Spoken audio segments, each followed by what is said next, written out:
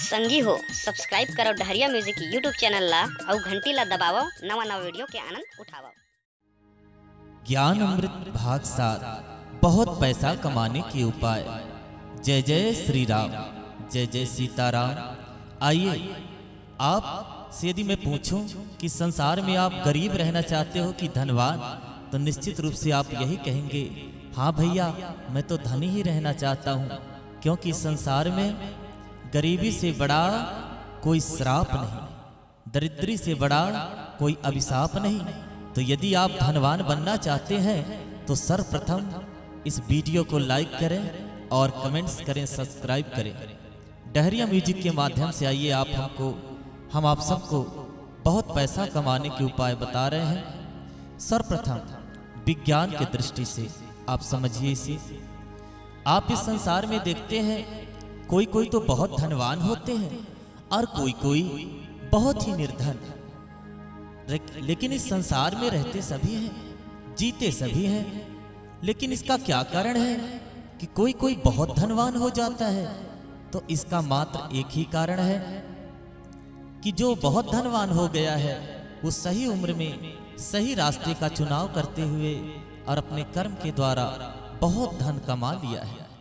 और जो बहुत दरिद्र हो गया है वो अपने समय को पूरे बर्बाद करता हुआ, अपने समय को नुकसान करता हुआ और बहुत गरीबी को भी कमाया है।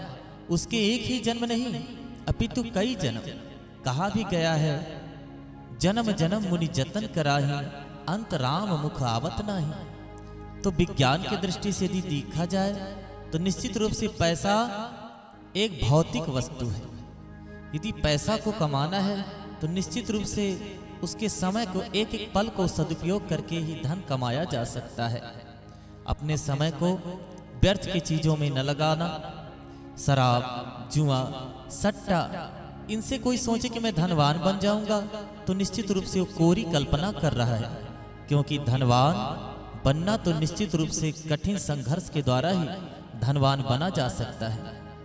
आजकल बहुत टीवी चैनलों में ये बताया जाता है, ये दिखाया जाता है, ये मंत्र पढ़ो, ये माला पहन लो, ये अंगूठी पहन लो, ये यंत्र लगा लो, तुम धनवान हो जाओगे।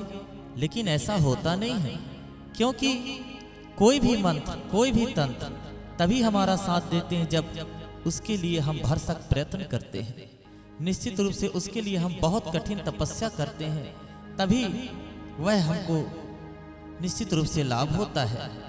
तो विज्ञान की दृष्टि से तो कठिन कर्म, कठिन मेहनत करने वाला, सही समय पर सही समय का उपयोग करने वाला, आलस्य का परित्याग करने वाला निश्चित रूप से बहुत पैसा कमाता है और उस कमाए हुए पैसे को सही व्यवसाय में लगाने वाला, सही व्यवसाय का चुनाव करने वाला निश्चित रूप से आगे बढ़ जाता है। आइए वेद की दृष्टि से समझें इस सब्जेक्ट को। भारतीय वेदों में कहा गया है कि संसार में दरिद्र होना एक अभिशाप के समान है, क्योंकि दरिद्र, आप दीन सुदामा की दशा देखे थे, उनके कितनी गरीबी थी, लेकिन जैसे भगवान श्री कृष्ण के यहाँ गए, भगवान श्री कृष्ण के सामने अपनी वेदना सुनाई, इतने बड़े कर्मयोगी भगवान श्री कृष्ण उनको एक पल में माला माल कर दिए। स्वयं कुबेर को बोलते हैं जाकर के कि जाकर के इनके सभी गरीबी को दूर करो। तो निश्चित रूप से हमारे वेदों में कहा गया है कि जो सही समय में सही समय का उपयोग करके और सही समय को पहचान लेते हैं, निश्चित रूप से वो बहुत धनवान बन जाते हैं। क्योंकि कबीर दास जी भी कहे हैं, कबीरा वह धन संचिए जो आगे का होए, बोया बीज बबूल का आम कहाँ से हो। इस संसार में हम अपने बाल बच्चों के लिए खूब धन कमाते हैं, बैंक में रखते हैं, गाड़ी बंगला बनाते हैं, बहुत सारे व्यवसाय खड़ा करते हैं, लेकिन हम कभी यह नहीं सोचते कि ये धन हम कमाए हैं तो किस रास्ते से कमाए हैं। क्योंकि जिस रास्ते से हम धन कमाएंगे निश्चित रूप से उसी रास्ते के द्वारा, उसी परिणाम के अनुसार हमारे संतान उसी प्रकार से बनेंगे। इसलिए सुखी रहना है तो निश्चित रूप से सही रास्ते से धन कमाना चाहिए। सूरदास जी बहुत ही सुंदर तरीके से अनेक प्रकार से दोहा चौपाई कहे हैं। मन लागा मेरा फकीरी में, कई प्रकार से, लेकिन भगवान के नाम की दौलत उनके अंदर बहुत थी। आइए एक छोटा सा कथा सुनाते हैं। जो अपना सहायता स्वयं करते हैं उनका सहायता भगवान करते हैं, और जो अपने ऊपर स्वयं आलस्य में डूबे रहते हैं उनकी सहायता भगवान भी नहीं कर पाते।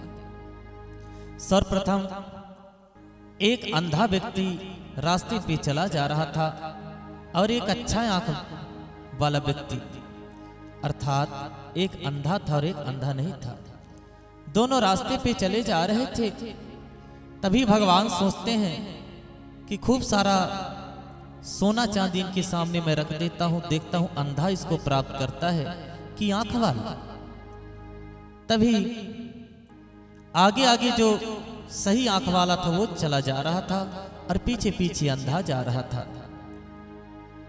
तभी भगवान उनके सामने खूब सारा धन दौलत सोना चांदी रख दिए और वहां छिप गए। जो सही आंख वाला था वो पीछे आते हुए अंधा को देख करके कहता है, क्या बताऊं, मेरे को जीवन में भगवान ने इतना मेहनत किया लेकिन धन नहीं दिया, और ये अंधा जो मेरे पीछे चला आ रहा है ये बिना आंख के कैसे रास्ते में चल लेता है। तो आंख वाला जैसे धन के पास पहुंचता उसी समय आंख बंद कर लिया और मन में सोचता है कि थोड़ा इसके जैसे मैं भी तो अभ्यास करूं आंख बंद के चलने को, कि आंख बंद करके मैं कैसे चल सकता हूं। तो उसी समय सही आंख वाला अपनी आंख को बंद कर लिया और उस धन के आगे निकल गया, तब आंख खोल लिया। देखिए इसी को कहते हैं कि भाग, कि जे ही राम दारिण दुख दीन्हा ते खरमति आगे हर लीन्हा।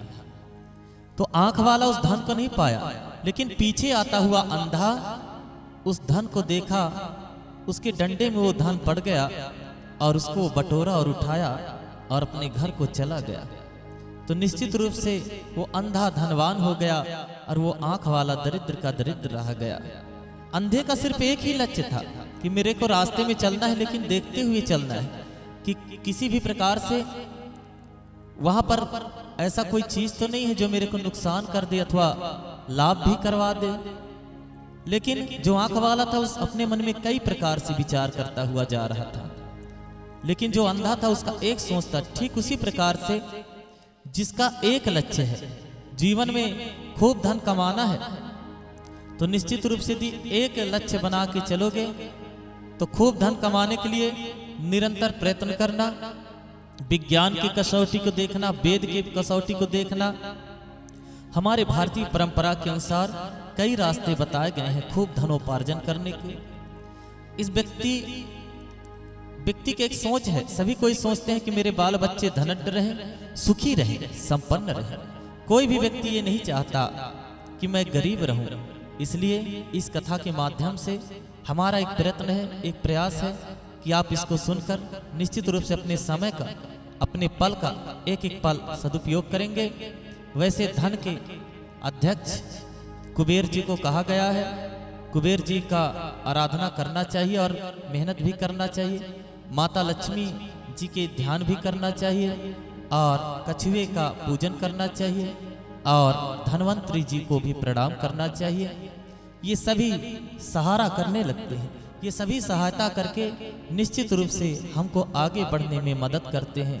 इसलिए हमारा सभी के लिए बहुत बहुत शुभकामना है कि आप निश्चित रूप से इस प्रवचन के माध्यम से, इस प्रवचन के रास्ते पर चल करके और निश्चित रूप से खूब धनवान बन सकते हैं, खूब आगे बढ़ सकते हैं। इसमें कोई भी संशय नहीं है, क्योंकि कहा भी गया है कि जा पर जेहि ते सत्य सनेहु सो तेहि मिलहि न कछु संदेहु।